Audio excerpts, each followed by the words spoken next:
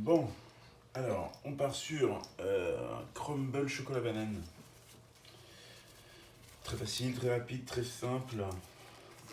Surtout, l'avantage que ça soit assez rapide à faire. Voilà, première chose. Bon, déjà je mets les gants. Je mets les gants parce que vu que je vais tripoter pas mal de pâtes, je préfère. Premièrement, four chaleur tournante, 180 degrés. Voilà. On préchauffe. Le préchauffage est parti. Je mets mes gants de suite. Mon deuxième gant. Et je vais commencer par les ingrédients. Alors, pour un moule de cette taille-là, voilà, qui est assez grand, hein. Comptez 6-8 bananes à peu près. Voilà, j'en ai pris 8, mais je verrai après. Alors, les ingrédients simples, 150 g de beurre, que j'ai déjà coupé en carré, afin qu'il ramollisse plus vite, car il faut qu'il soit à température ambiante. 100 g de sucre. Alors encore une fois, j'utilise mon sucre à la vanille, celui-là, ou sinon, bah, encore une fois, toujours pareil, du sucre blanc, ça marche bien aussi. 200 g de farine, tamisée idéalement. Toujours pareil, si vous n'avez pas cet appareil, un chinois pour tamiser, ça marche aussi. 100 g de poudre d'amande. Voilà. 250 g de chocolat. Alors, le chocolat, je vais revenir après. En fait. Une cuillère à soupe de sucre roux. Une cuillère à soupe est suffisante, ce type-là, par exemple. Juste une cuillère à soupe, ça ira. Vous verrez, c'est pour caraméliser les bananes, en fait. Donc, le chocolat. 250 g. Alors là, après, libre à vous. Chocolat noir, chocolat au lait, chocolat blanc.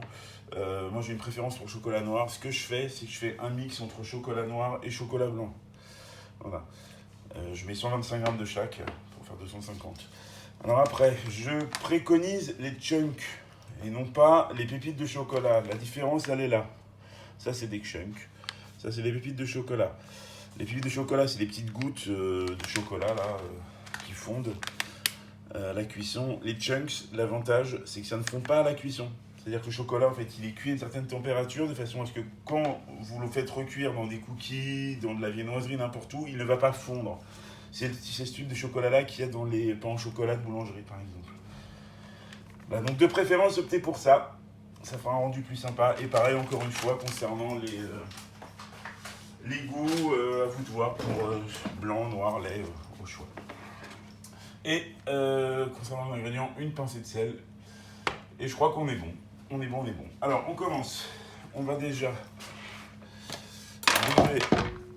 beurrer le moule.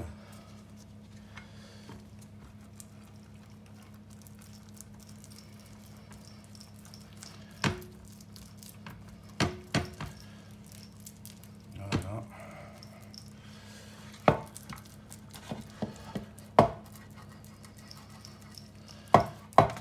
Recette très rapide. Hein. Voilà, moule beurré.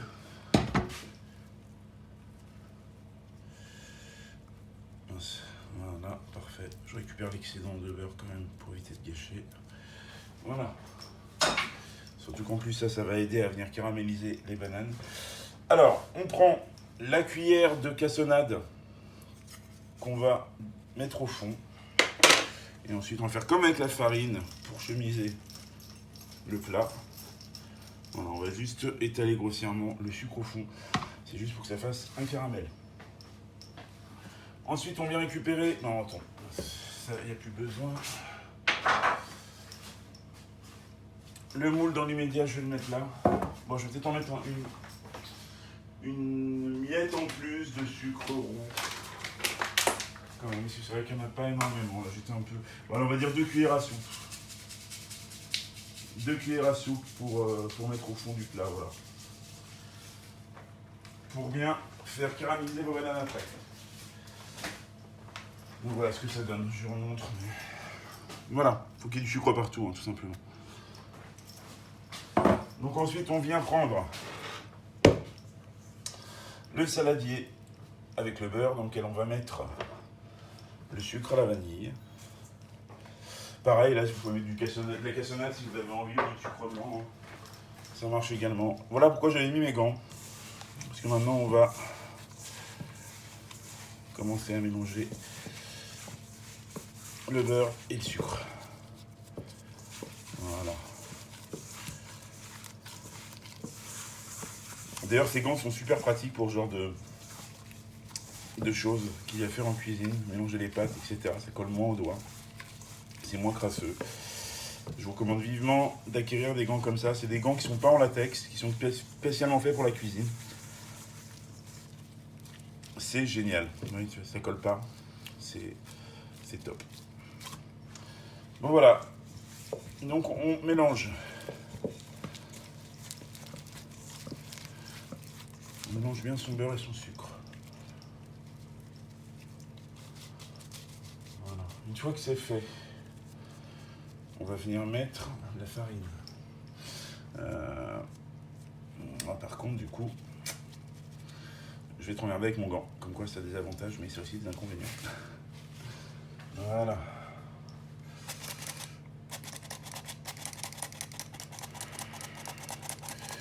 Bon, à la limite, même s'il n'est pas tamisé, c'est pas bien grave.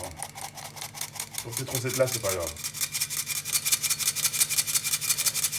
Si la farine est juste mise comme ça à l'arrache, ça va bien aussi. Bon, voilà. Maintenant,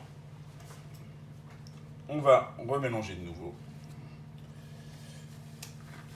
Je vais juste remettre mon gant. Hop, hop. Voilà.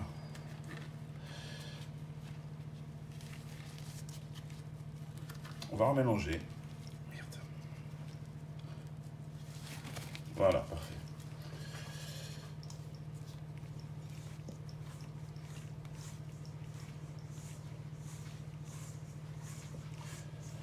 On va mélanger de façon à faire sabler le mélange en fait.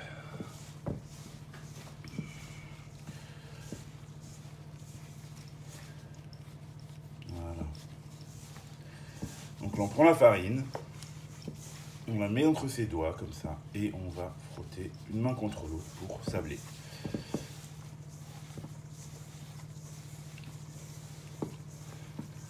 Donc il faut le faire quand même pendant pas mal d'instants, de façon à ce que ça soit uniforme, voilà, qui n'est pas comme là. Là, il y a encore des morceaux qui se détachent. Et il y a encore plein de farine dans le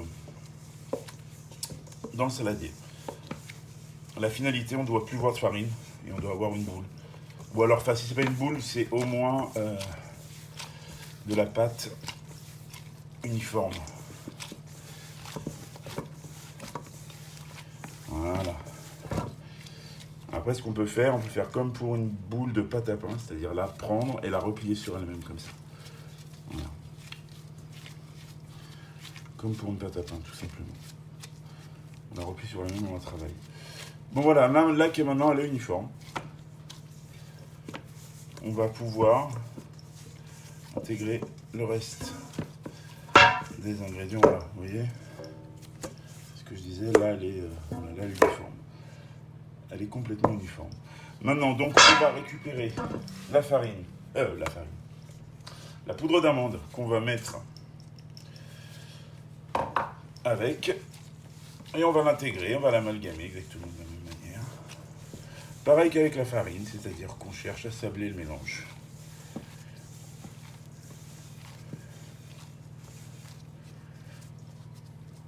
Et on va mettre à cette étape-là de la recette une pincée de sel, mais pas grand-chose. Voilà ça. Donc c'est vraiment pas beaucoup. Juste une pincée, juste histoire de relever un peu les goûts. Voilà. Donc on continue de mélanger, de sabler la préparation de cette manière. Et encore une fois qu'au bout du compte, il n'y aura plus de petite poudre d'amande au fond. Voilà. Quand il n'y aura plus de poudre d'amande au fond, on pourra intégrer le chocolat. Et la recette est quasiment finie. Voilà, donc voilà, encore une fois, c'est bien amalgamé, il n'y a plus rien au fond. Je vais juste rajouter mon chocolat en fin de préparation. Et voilà, et je l'intègre de la même manière, toujours pareil. On peut y aller avec les deux mains si on a envie. Voilà.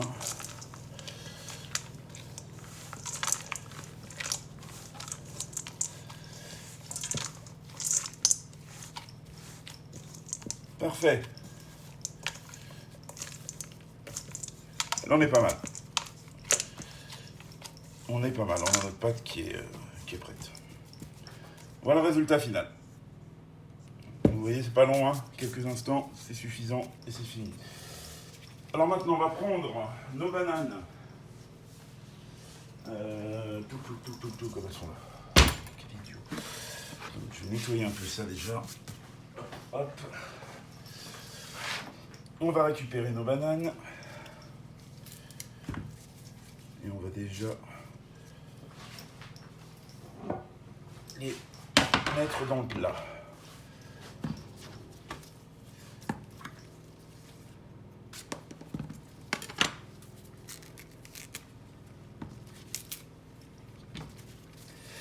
Alors après, pareil, hein, en fonction du nombre de bananes, c'est un peu en fonction de la taille des bananes, du nombre, de la grandeur du plat, du nombre des personnes qu'il y a à manger, etc.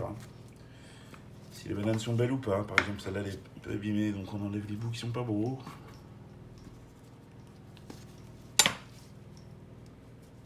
Voilà. Après, c'est pas grave s'il y a quelques petits morceaux abîmés, étant donné que de toute façon, les bananes vont cuire. Enfin, faut pas qu'elles soient pourries, hein, bien évidemment. Mais si, comme là, par exemple, ouais, un petit bout de noir là, c'est rien du tout. Faut pas qu'elle soit non plus noire de chez noir, bien évidemment. Et juste au milieu, on va dire. Voilà. Là, pareil, un petit truc comme ça, bon, ouais, là, je vais quand même l'enlever parce que je suis un peu chichi prout prout, mais voilà. C'est comestible sinon. Parfait. Impeccable. On va déjà commencer par celle-là. Donc, on prend ces bananes, on fait des morceaux de cette taille-là à peu près. On va dire 1 centimètre, 1,5 cm maximum. Voilà. Et on vient les poser dans le plat, au fond, tout simplement.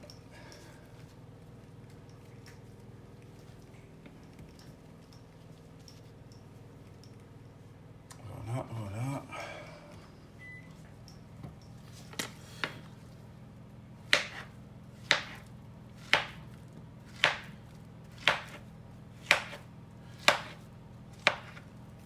Impeccable.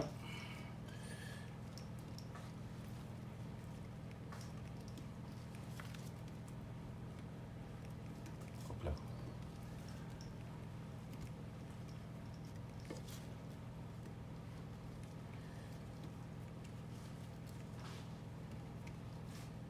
Vous voyez, en fonction de la taille du plat, faut varier en fonction du nombre de bananes. Parce que là, j'en ai mis 8. Enfin, là, j'en ai 8 en tout. Je me demande si 8, ça va être assez.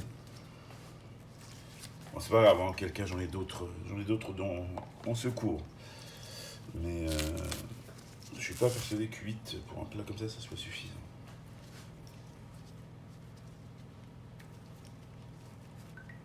Hop.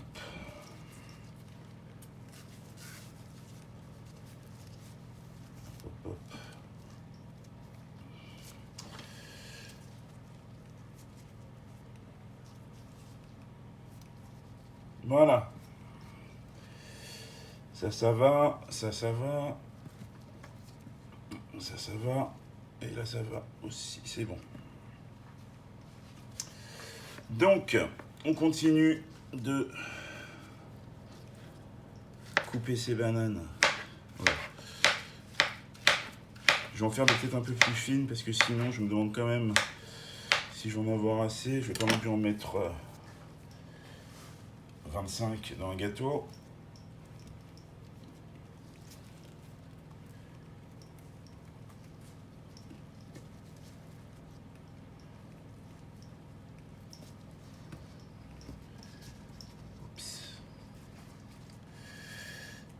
On est comment là? On est comment? On est comment? On n'est pas trop mal, mais il en faut encore une ou deux quand même. Donc on va rajouter une ou deux. On va en rajouter une ou deux. Hop.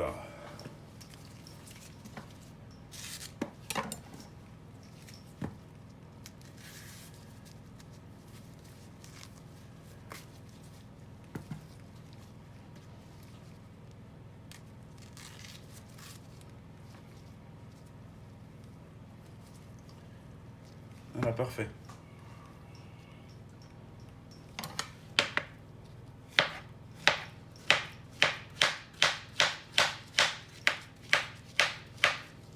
Bon voilà, là j'ai fait plus fine parce que je veux juste combler les trous.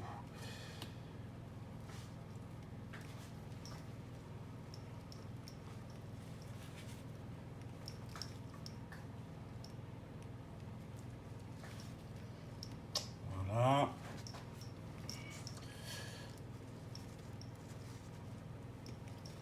Voilà, ça ira bien. Alors maintenant, on étale pour égaliser un peu au niveau de l'épaisseur.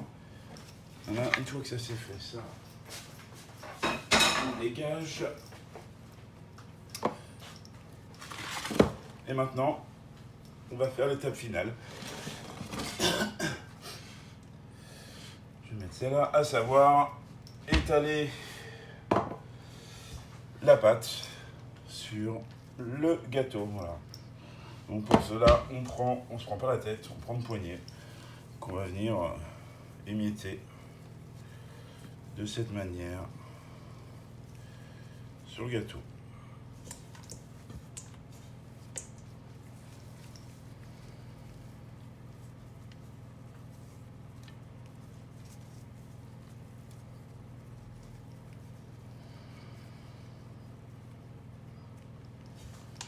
Voilà.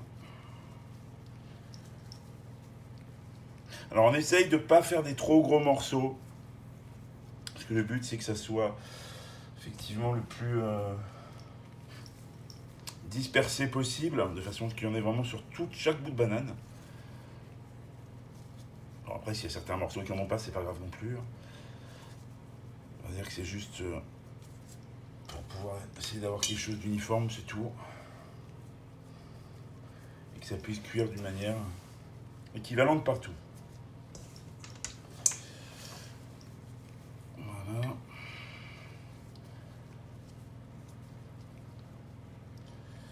Voilà. Donc j'espère que face à une recette comme ça, Francis, si tu regardes cette recette, j'espère que tu arriveras à la faire. Je t'invite à la faire parce que c'est, tu vois, j'essaye de faire des recettes vraiment faciles. Quand je vois comment tu t'en sors avec tes crêpes, alors que c'est facile des crêpes, je me dis waouh. On va pas rentrer dans les fraisiers, les Paris-Brest et tous les gâteaux un peu plus funky à faire. Hein. On va rester dans la finesse et la légèreté classique, basique. On va pas aller trop loin. Donc en tout cas, j'espère que tu vois, c'est pas dur. J'espère que ça, tu pourras essayer de le faire et que tu te régaleras. Voilà, donc là on est bon. J'ai fini de tout poser. On n'est plus qu'à enfourner. En fournage pendant 25 minutes, 30 minutes, à voir en fonction de la vue à 180 degrés. Voilà. Donc je le mets au four de suite.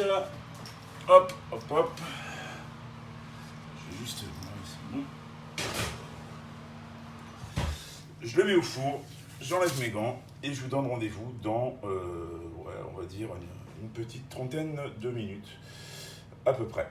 Voilà. À tout à l'heure.